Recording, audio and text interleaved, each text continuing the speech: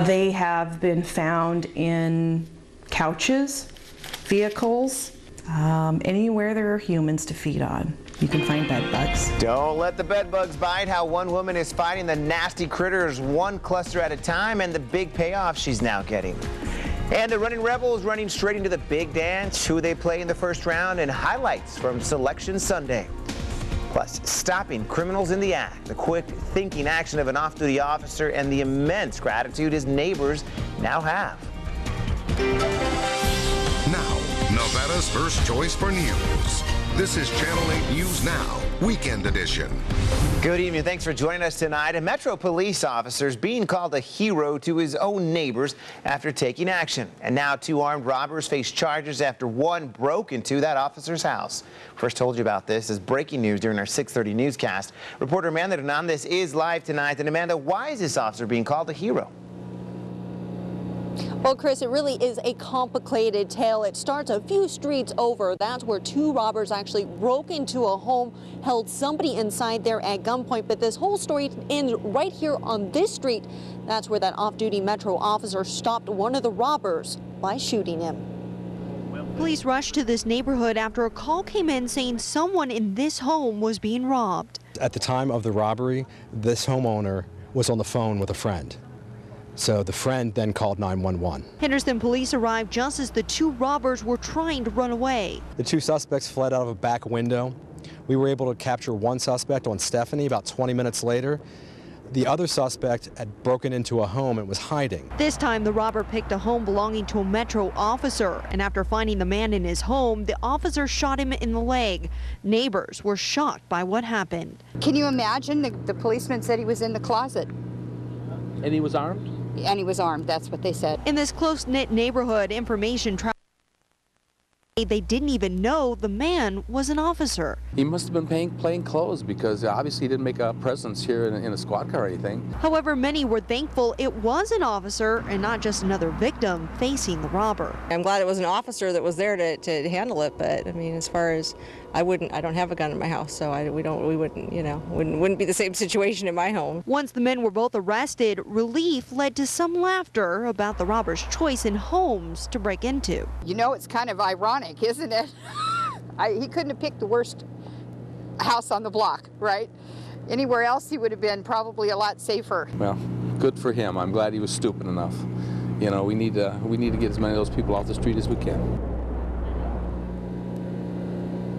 We're told that 38-year-old Carlos Chacon was taken to a nearby hospital to be treated. We're told that he is expected to be okay. The other suspect, Nelson Abras Diaz, has been booked into the Henderson jail. We're told both suspects will face several charges, including kidnapping and robbery. Reporting live, Amanda Hernandez, 8 News Now. Amanda, do we know anything about the Metro police officer who was involved in this shooting? Well, Chris, we do know that he was off duty at the time of this shooting. However, we do not know if it was his Metro-issued weapon that was used in the shooting, and nor have we heard back if he will be placed on administrative leave during this investigation. Chris? All right, thanks a lot, Amanda. The North Las Vegas homeowner is behind bars after opening fire on 2 men. Police say 60-year-old James BULAH, seen here, shot 2 men who were tampering with his truck just before 6 o'clock this morning. Those men are now in critical condition. North Las Vegas police say the 2 were already in their own vehicle driving off when BULAH opened fire. Police are investigating whether he felt any immediate danger when he did pull that trigger. As for the 2 men, they could be charged with attempted burglary. Neighbors we talked to say they woke to all the commotion. We heard him screaming, so we went over to him. Meantime, passenger was screaming, not knowing what's going on. Apparently they both were shot, doing stuff they weren't supposed to be doing in our neighborhood. Detectives are working to identify the 2 shooting victims. They both remain in critical condition at UMC tonight. Metro police are investigating an early morning stabbing that left 1 man dead. This happened in the area of Lamb and Alexander that you see here on this map. Police say when they arrived, they found the victim's alleged girlfriend who admitted to stabbing him after getting into some sort of domestic disturbance. The victim's identity has not yet been released. The search is on tonight for a local attorney after he allegedly tried to run over his wife with his own car. This all happened at about 10:30 last night. Police say Tony Leiker and his wife were involved in some sort of domestic dispute when it escalated. She was taken to the hospital with non-life-threatening injuries. There's a rare connection between the two guns used in two different high-profile shootings, one at the Pentagon and the other at the federal courthouse here in Las Vegas. A new Associated Press report reveals the guns came from police and court systems in Memphis, Tennessee. They were once seized in criminal cases, then went from the evidence vault to gun dealers and eventually to the shooters. Many cities destroy guns like these, but some cities choose to sell or trade them for police department funding. Senator Harry Reid's wife, she's out of the hospital tonight. 69-year-old Landra Reid suffered a broken neck and back when her minivan was rear-ended on Thursday. While her injuries are considered serious, doctors say she's on a fast track to recovery. And the attorney for the man behind the wheel of a Prius, who said he couldn't stop it, is speaking out against those claims. The whole story might be a hoax. That's what he's speaking out on. The reaction comes a day after congressional memo questioned whether this incident happened at all. The memo reveals technicians couldn't repeat what James Sykes said happened last Monday. Well, now Sykes' attorney says it's not surprising it couldn't be replicated because Sykes said he didn't have a problem in the 3 years that he owned that vehicle. It's a big day for college basketball fans, including Runnin' Rebel faithful. UNLV going to the big dance. Michael Burke joins us a bit early tonight with more on what's happening.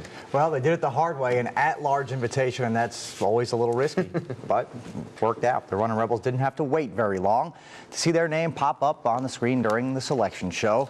UNLV learned it will be the 8th seed in the Midwest region and will play Northern Iowa on Thursday afternoon in Oklahoma City. It's the program's first at-large invitation since 1988. Chris Matthews spoke with the team during our 8 News Now Game Time with UNLV's Selection Show Special. They've made progress.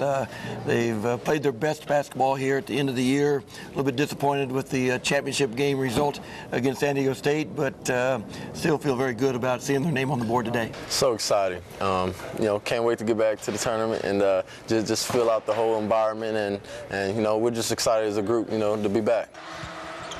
Rebels in Northern Iowa and Oklahoma City tip-off 4:10 p.m. on Thursday. A limited number of tickets are available at www.unlvrebels.com.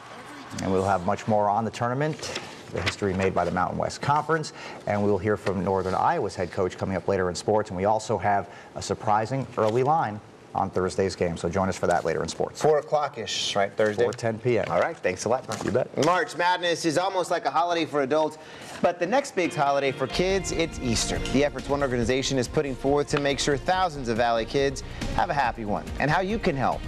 Plus, folks in the East Coast could use a lot of help right now, the difficult situations they're in after a nasty nor'easter. Wind and flooding in the Northeast, and here, well, we've got fabulous weather for the week ahead. We'll talk about that high building in and off the coast and how warm we'll get. Coming up in your neighborhood forecast in just a few minutes. Now, Nevada's first choice for news.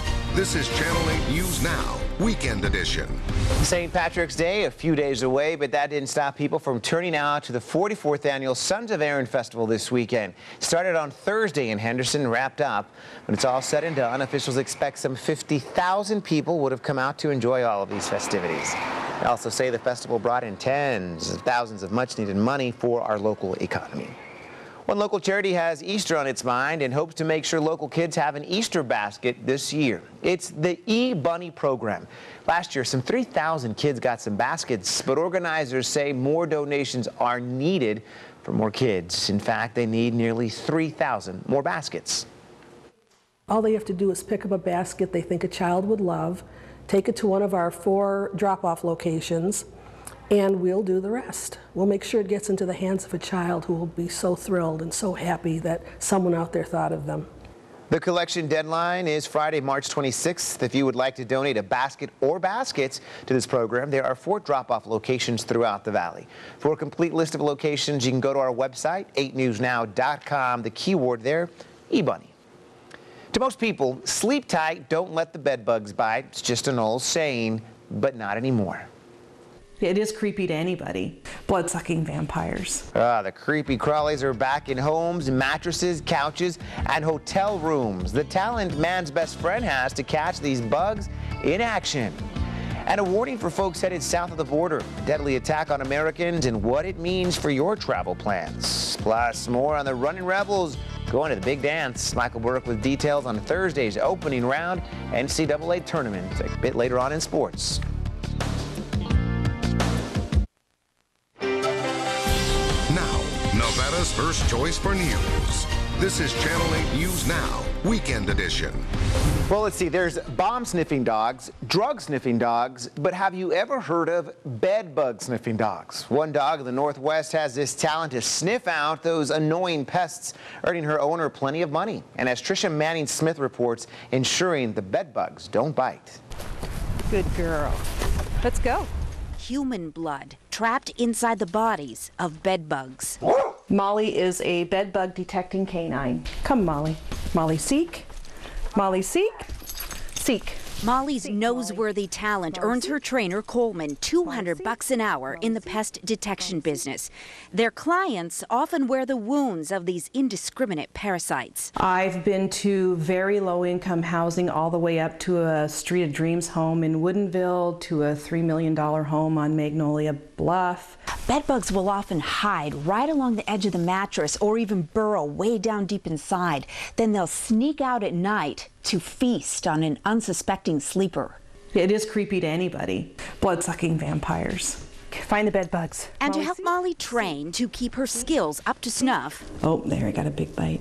Coleman offers up herself as bait. I'm feeding my colony of bed bugs. I call them the Joneses. I have to feed them to keep their pheromone and keep their blood scent fresh. And don't let the name bed bug fool you. They have been found in couches, vehicles, anywhere there are humans to feed on. You can find bed bugs. Molly, seek. Molly's uncanny success in tracking them likely saved her life. She was rescued from a shelter and trained for over 800 hours, specifically in tracking down blood-engorged bed bugs. Coleman says her $10,000 investment in her mixed-breed dog quickly paid off. She's the best employee I've ever had. Is eager to go to work every day. Molly hasn't called in sick, and she's always wagging her tail. She needs a rest after all that. That was Tricia Manning-Smith reporting. To know if you've been bit by a bed bug, look for strange markings on your skin. Usually treatment isn't needed, but if you experience excessive itching, you might want to see a doctor. Well, there's a travel warning tonight for people looking to go into Mexico. It comes after the brutal murders of 3 people in Juarez, Mexico, the border town of El Paso, Texas. Mexican police found an American consulate and her husband shot dead in their vehicle. Their baby, still in the car, wasn't hurt. Then a short time later, the spouse of another American consulate murdered in what appears to be a drug hit. President Obama is now allowing U.S. consulate employees in Mexico to send their family members home. Millions of people in Chile are in the dark tonight. A 1,200-mile stretch of the country is in a blackout. The outage first hit on Friday night and could be several hours before power is restored. The outage comes just weeks after a magnitude 8.8 quake struck, killing nearly 800 people. And in Canada, at least 2 people are dead after an avalanche struck a gathering of snowmobilers. This all happened yesterday, but the search continues for anyone who could be missing still. Rescuers are using poles to search the snow for any survivors. The area had been under an avalanche warning for 3 weeks, but police didn't have authority to block public access.